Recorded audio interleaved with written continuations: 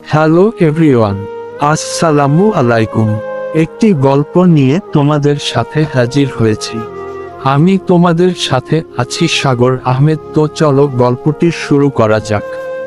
জীবন মৃত্যু। বয়স তার প্রায় 100 বছর। অতি বৃদ্ধ এক লোক। কঠিন তার অসুখ। এই বুঝি তার প্রাণ যায় এরকম অবস্থা। মৃত্যুসজ্জায় সেই বুড়ো লোকটা ঘুমাতে লাগলো। বিড়বিড় করে সে কথা বলছে ফার্সি ভাষায়।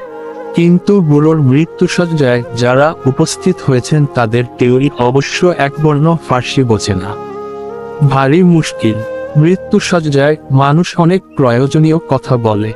এইসব কথা না বুঝলে চলবে কি করে? লোকজনেরা ছুটে গেল কবি শেখ সাদির কাছে। কারণ শেখ সাদি একজন জ্ঞানী মানুষ। তিনি কবিতা লেখেন। একজন বলল, কবি, শিগগির চলুন।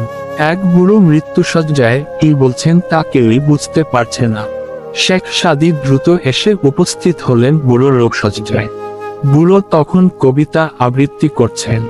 সেই কবিতার অর্থ হলো, হায়রে জীবন, এই জীবনে কত কিছু দেখার ছিল, কিছুই না দেখে আমাকে মৃত্যু বরণ করতে হচ্ছে।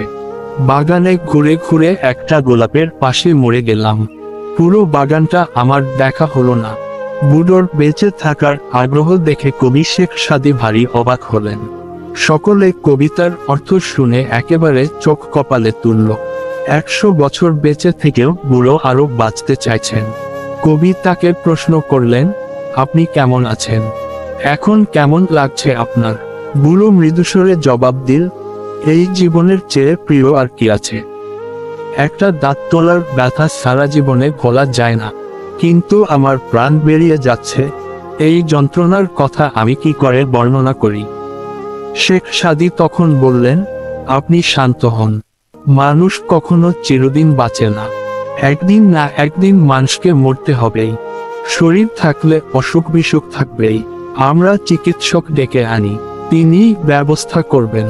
তখন বুড়ো বললেন, অনেক কথাই বলা যায়, কিন্তু সময় ও স্রোত কারোর জন্য অপেক্ষা করে না।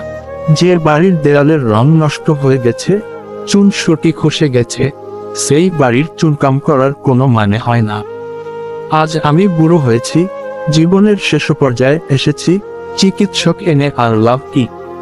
চিকিৎসক কি আমার যৌবন ফিরিয়ে দিতে পারবে?